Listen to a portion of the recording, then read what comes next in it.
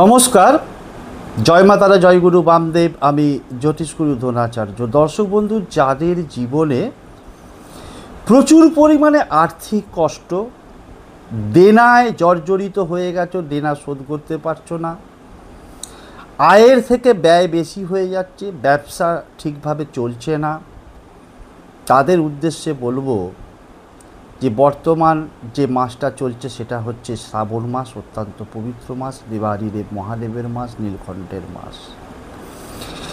এই শ্রাবণ মাসের যে কোনো দিন বা 4টে সোমবারের মধ্যে যে কোনো একটা সোমবারে শিবের যে সমস্ত প্রিয় ফুল আছে তার মধ্যে নীল অপরাজিতার ফুল কিন্তু অত্যন্ত প্রিয়। স্নান করে শুদ্ধভাবে শুদ্ধ বস্ত্রে 5টা নীল অপরাজিতার ফুল নেবে, নিয়ে সেটাকে শিবের মাথায় ঠেকিয়ে স্ক্রিনে একটা মন্ত্র দেখাচ্ছে, ওম গৌরী শঙ্করায় নমঃ। এই মন্ত্রটাকে 28 বার জপ করবে।